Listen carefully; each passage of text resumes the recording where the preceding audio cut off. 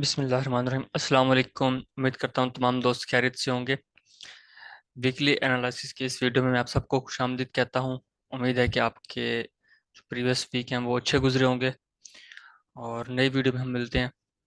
हम देखते हैं मार्केट को कि मार्केट जो है वो किस बिहेवियर में है और वो आगे अब हमारे साथ क्या करना चाहती है। तो इसको शुरू करने से पहले कुछ क्वेश्चंस जो प्रीवियस वीडियो अपलोड की थी कि अपने टाइम को वेस्ट ना किया करें, ज़ाया ना किया करें।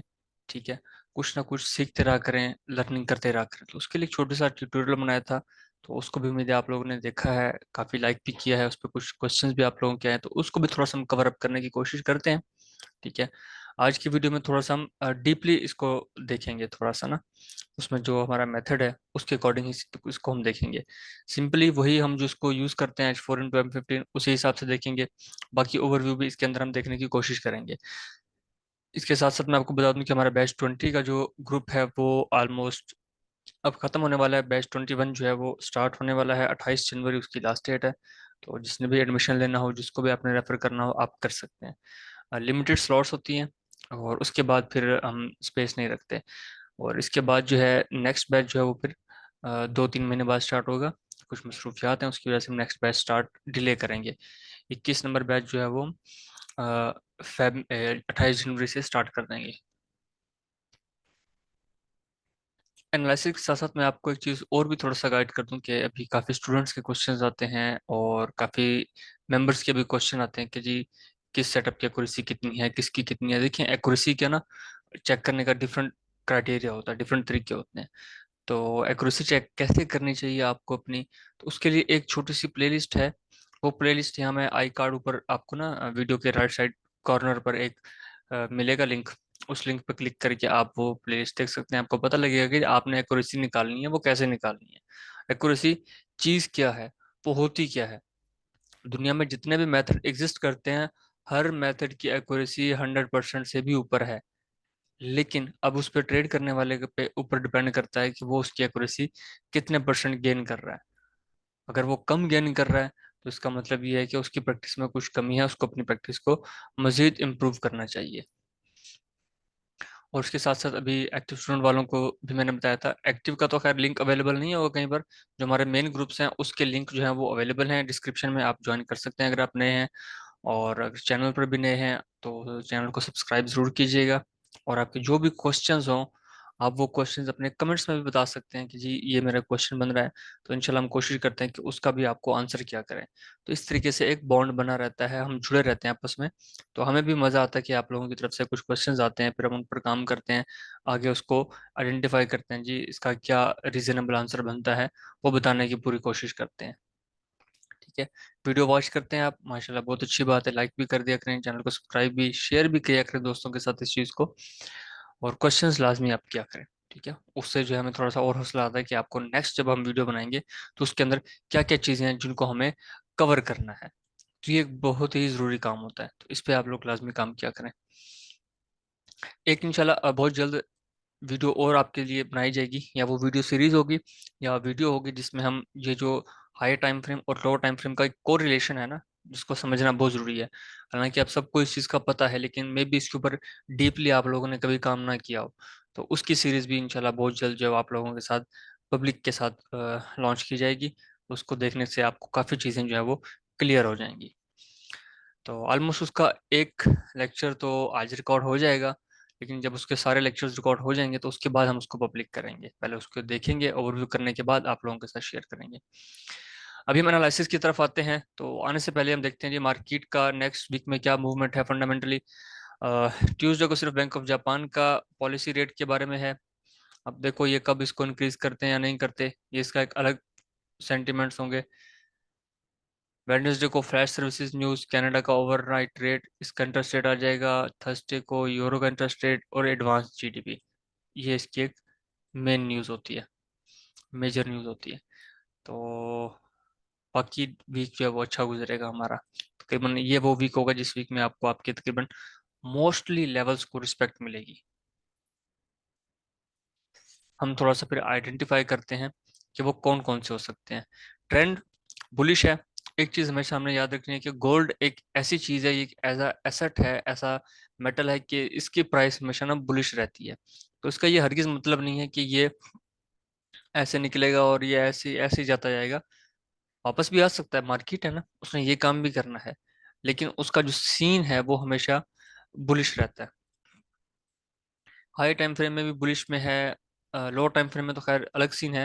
हाई टाइम फ्रेम जो हम इसको देख रहे हैं वीकली डेली में, उसमें ये बुलिश स्ट्रक्चर में ही बना हुआ है, बुलिश ही बना हुआ है। अब उसके अंदर वो कहाँ कहाँ से पुल बैक्स ले सकता है, रिट्रेसमेंट्स ले सकता है, क्या क्या स्ट्रक्चर बनाएगा, उसको हम आइडेंटिफाई करने की कोशिश करेंगे। उसमें अगर हम देखते हैं कि अगर मार्केट यहाँ से नीचे ड्रॉप होती है तो किन किन पॉइंट्स पर हमें बाइंग अपॉर्चुनिटी मिल सकती है, हम उनको थोड़ा सा चेक करेंगे। पहला एरिया हमारे पास ये बन रहा है दिल्ली में, फिर ये बन रहा है।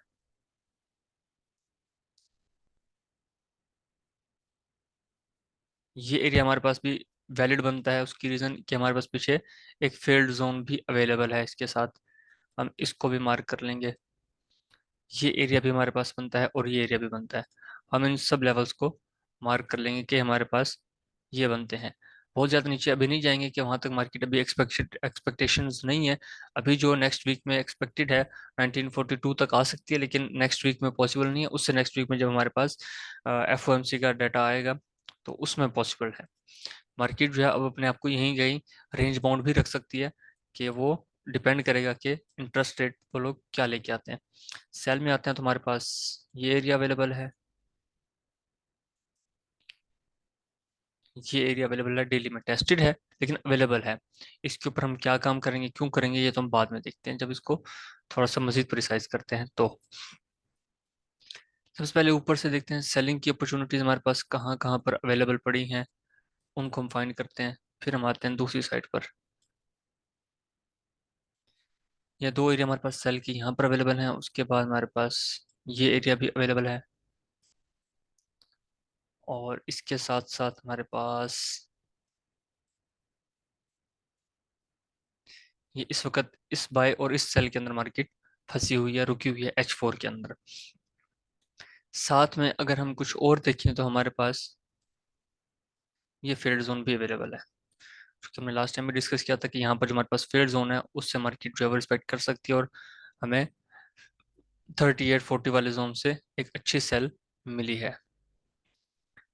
ये हमारे पास H1 आ गया। H1 में हम इसको मजीद प्रिसाइज करते हैं तो अब देखें, ये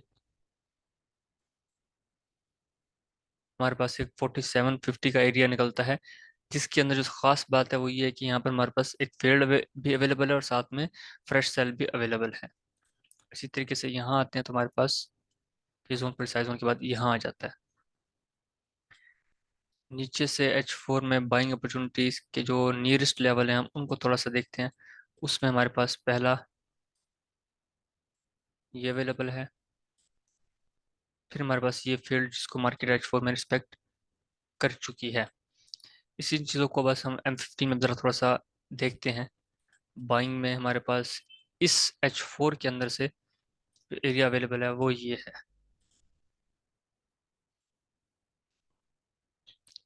और इसके बाद ये एरिया टैप्ड है, टेस्टेड है, ये एरिया भी टेस्टेड है। ये रेंज हमारे पास फिर से एक बन गई है, ये अवेलेबल है 16, 17 और 15। इसके ऊपर भी हमारे पास एक ट्रेड बन सकती है, उसको हम ट्राई जरूर करेंगे। ये एरिया बहुत नियरेस्ट हो जाता है, नियरेस्ट हो जाएगा तो हम मार्केट को चाहते हैं कि मार्केट जब मूव करे तो वो कुछ पहले कंसोलिडेशन या कुछ उसकी जो मूवमेंट है वो हो जाए, क्या उसके बाद जो एरिया हमारे पास पड़े हों हम उसके ऊपर ट्राई करें। एक तो हमारे पास ये एरिया अवेलेबल है, ठीक है, उसके बाद नीचे ये अवेलेबल है। इस ड्यूरेशन में जो हमने प्रीवियस एक ट्रेड की थी, हमने प्रीवियसली एक चीज़ देखी कि हमें यहाँ पर वो मिली, तो अगर वो भी लेवल हमारा रिस्पेक्ट करता है तो हम उसको भी ट्रेड करेंगे। वो कौन सा था, वो हमारे पास M15 के अंदर इस जगह पर एक प्रॉपर ABC के साथ अवेलेबल था, तो उसको भी हम मॉनिटर करेंगे, चेक करेंगे कि वहाँ पर कैसे ट्रेड में मिलती है। अभी हम आते हैं यहाँ इस एरिया में, जो हमारे पास ये एक एरिया अवेलेबल था फील्ड के साथ, जिसको हमने चेक किया, हमें वहाँ से एक ट्रेड भी मिली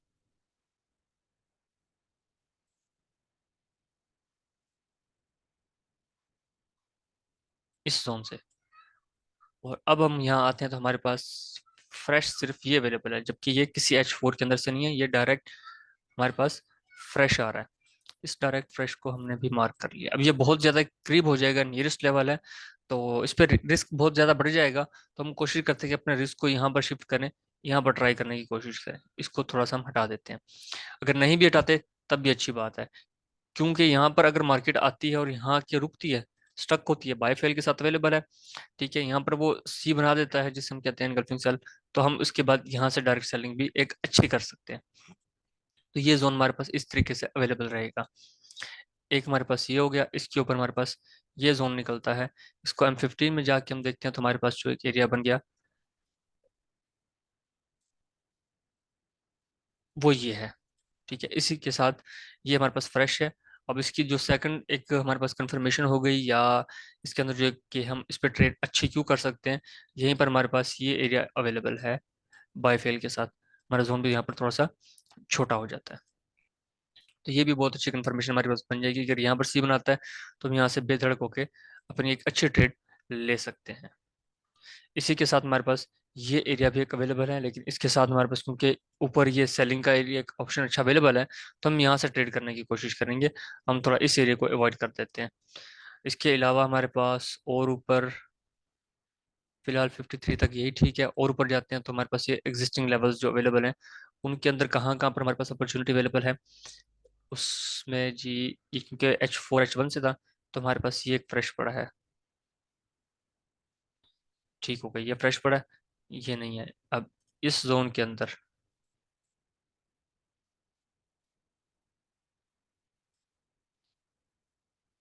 ये अवेलेबल है, फ्रेश सेल। इसके ऊपर फिर हम आगे देखेंगे कि हमारे पास आगे कौन से लेवल्स बनते हैं। फिलहाल तो हमारे पास लेवल्स अवेलेबल हैं और नियरेस्ट जिन पे हम ट्रेड कर सकते हैं, हमें अच्छे चांसेस मिल सकते हैं, वो यही अवेलेबल है। एक एरिया तो खैर ये अवेलेबल है हमारे पास, ये H4 में है। इसको M15 में करते हैं तो हमारे पास ये एरिया और प्रिसाइज हो जाएगा बाइंग के लिए। M15 में बाइंग देखते हैं तो हमारे पास हो जाएगा फ्रेश बाय के लिए ये एरिया, ठीक है।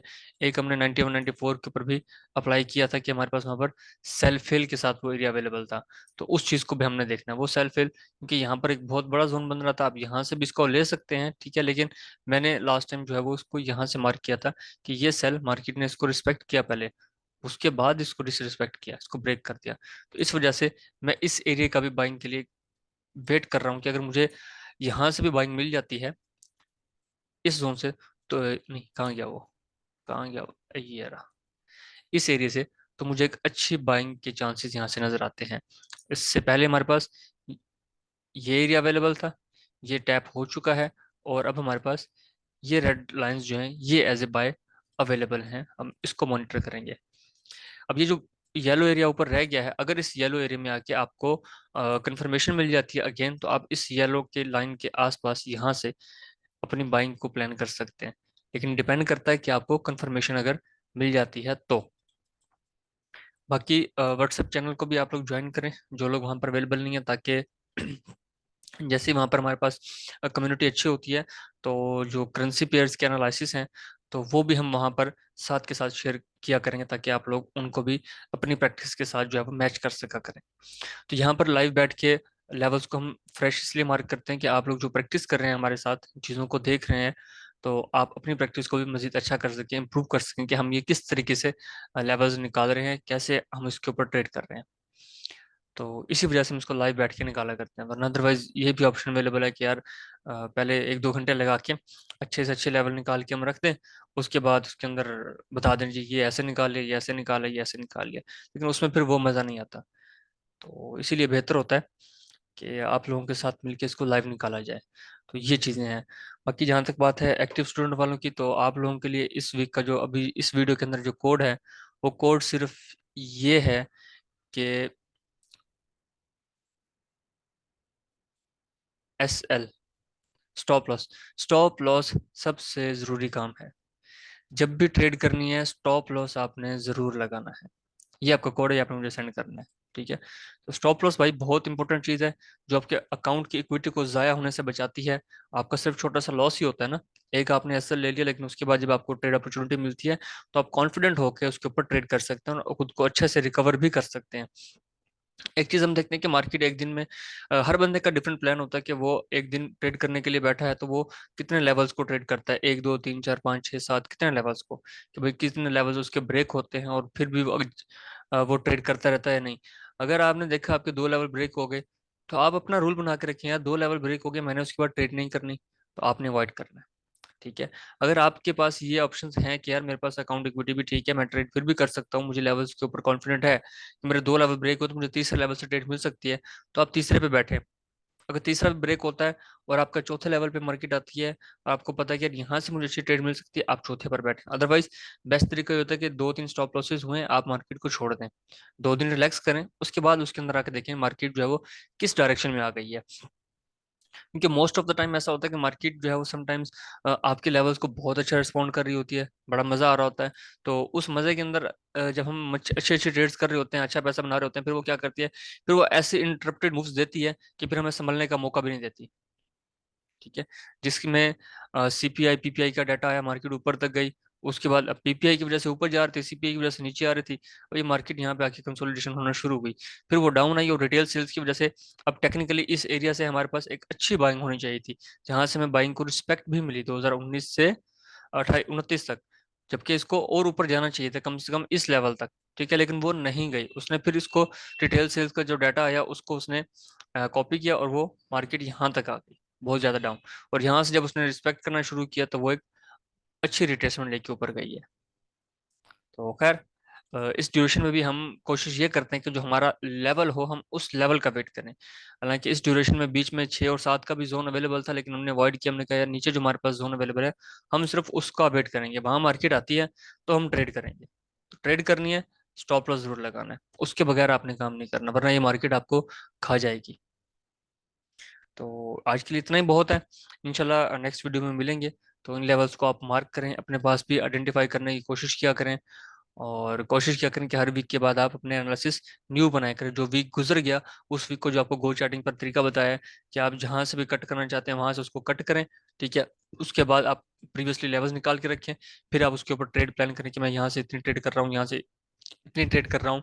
एक वीक के अंदर मार्केट ने कितने आपको सेलिंग या बाइंग की अपॉर्चुनिटीज दी हैं, वो जितनी भी अपॉर्चुनिटीज उस मार्केट ने आपको दी हैं उस वीक के अंदर, तो उसमें से अब बैक टेस्टिंग करते हुए आपने कितने देखे कि आपने जो लेवल्स निकाले वो 10 लेवल थे, उसमें से 7 के टीपी हुए, 3 के एसएल हुए। क्योंकि अब अगर हम वीक की बात करें तो यहाँ से लेके यहाँ तक ये सारा वीक आगे आएगा। ठीक है। इससे पहले आपने प्लान कर लिया था कि यार ये मार्केट चल रही है, ठीक है, मेरे पास ये लेवल बन रहे हैं, ये फॉर एग्जाम्पल हम यहाँ तक आ गए तो ये हमारे पास सेल का लेवल बन रहा है, आपने यहाँ पे सेल कर दिया, लेकिन कोई इसकी वैलिड रीजन है तो आपने इसके ऊपर ट्रेड प्लान की है, और वो आपका स्टॉप लॉस हो गया, टीपी हो गया या क्या हुआ, वो आपने देखना है। इसी तरह मार्केट आगे चलती जाए, आप अपने लेवल्स को मॉनिटर करते जाएं, साथ साथ लिखते जाएं, उसको फिर आइडेंटिफाई करें कि आपने उसके अंदर कहाँ पर क्या क्या मिस्टेक्स की हैं। तो ये समझना जो गुजरा हुआ वीक है वो बहुत इंपॉर्टेंट होता है। अगर आप अपने गुजरे हुए वीक को इस तरीके से एनालाइज नहीं करते या किसी भी वे से उसको एनालाइज नहीं करते कि आपने मिस्टेक्स कहाँ की हैं, आपने अच्छा काम कहाँ किया है, तो ये मार्केट फिर समझना बहुत मुश्किल हो जाएगा। इसको समझने के लिए जरूरी है कि आपको इसके इसके साथ बातें करनी पड़ेंगी, इसके साथ बैठना पड़ेगा। ग्रुप में तो एक दूसरे के साथ बहुत बातें करते हैं, कभी ये काम भी करके देखना, फिर मुझे ये काम करने के बाद आपने बताना भी है कि आपने ये काम किया तो आपको कैसा लगा, अच्छा लगा या नहीं लगा। ठीक है। हमने अगर टाइम लगा के आपके लिए कोई चीज उसको बनाई है, समझाई है, तो आप भी उसके ऊपर टाइम लगाएं। ठीक है, उसको देखें कि वो कैसे काम करती है। तो खैर वीडियो बहुत बड़ी हो रही है, मुझे इजाजत दें। इंशाल्लाह बहुत जल्द मिलते हैं मजीद डिटेल्स के साथ। Thank you. Allah Hafiz.